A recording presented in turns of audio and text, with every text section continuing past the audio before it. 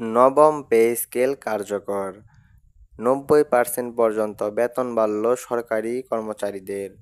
তো দর্শক, আজকে প্রথম আলো পত্রিকায় সরকারি চাকরিজীবীদের জন্য একটি গুরুত্বপূর্ণ প্রতিবেদন প্রকাশিত হয়েছে, তাই ভিডিওটি না টেনে শেষ পর্যন্ত দেখুন। আর এখন পর্যন্ত যারা আমাদের চ্যানেলটি সাবস্ক্রাইব করেননি, দ্রুত সাবস্ক্রাইব করে ফেলুন। মহার্ঘ ভাতা ও নবম পে স্কেলের সর্বশেষ আপডেট সবার আগে পেতে আমাদের চ্যানেলটি সাবস্ক্রাইব করে রাখুন। তো দর্শক, সরকারি চাকরিজীবীদের দীর্ঘ প্রতীক্ষার অবসান ঘটিয়ে অবশেষে প্রকাশিত হলো নবম পে স্কেল সংক্রান্ত প্রজ্ঞাপন। আজকের গুরুত্বপূর্ণ বৈঠকে এই সিদ্ধান্ত গৃহীত হয় এবং অর্থ মন্ত্রণালয়ের পক্ষ থেকে জানানো হয়েছে, এই নতুন স্কেলে প্রতিটি গ্রেডে নতুন করে বেতন নির্ধারণ করা হয়েছে। আজকের বৈঠকের তথ্য অনুযায়ী প্রথম থেকে 12তম গ্রেড পর্যন্ত বেতন কাঠামোর ব্যাপক পরিবর্তন আনা হয়েছে। বিভিন্ন গ্রেডের জন্য বেতন বৃদ্ধির হার ভিন্ন হলেও সর্বোপরি এটি সরকারি চাকরিজীবীদের জীবনে বড় ধরনের আর্থিক স্বস্তি আনবে বলেই আশা করা হচ্ছে। বিশেষজ্ঞদের মতে নিম্ন গ্রেডের কর্মচারীদের বেতনে উল্লেখযোগ্য পরিমাণ বৃদ্ধি তাদের পরিবারের দৈনন্দিন খরচ মেটাতে এবং ভবিষ্যতের জন্য আর্থিক নিরাপত্তা নিশ্চিত করতে সহায়ক হবে। অন্যদিকে উচ্চপদস্থ কর্মকর্তাদের বেতনেও পুনর্নির্ধারণ করা হয়েছে, তবে সেসব ক্ষেত্রে বৃদ্ধি তুলনামূলকভাবে সীমিত রাখা হয়েছে।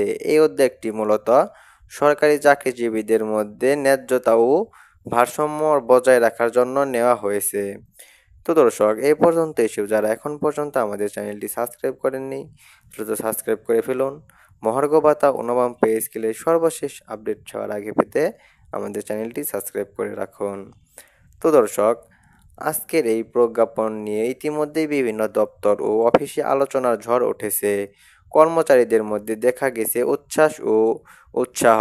নতুন বেতন কাঠামোর ফলে কর্মদক্ষতা এবং কর্মস্থলের প্রোডাক্টিভিটি বৃদ্ধি পাবে বলে প্রত্যাশা করা হচ্ছে। এছাড়াও নবম পে স্কেল বাস্তবায়নের ফলে সরকারি চাকরির প্রতি তরুণ প্রজন্মের আগ্রহ বাড়বে এবং চাকরির বাজারে এটি একটি ইতিবাচক বার্তা দেবে।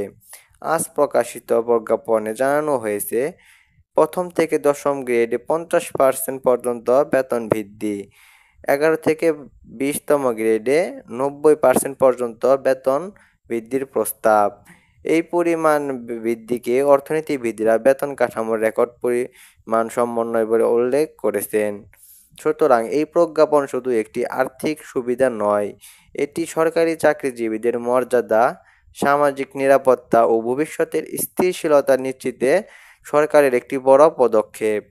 তো দর্শক, আজকে এখানেই শেষ করছি। শেষ পর্যন্ত এসেও যারা এখন পর্যন্ত আমাদের চ্যানেলটি সাবস্ক্রাইব করেননি, দ্রুত সাবস্ক্রাইব করে ফেলুন। মহার্ঘ ভাতা ও নবম পে স্কেলের সর্বশেষ আপডেট সবার আগে পেতে আমাদের চ্যানেলটি সাবস্ক্রাইব করে রাখুন। ধন্যবাদ।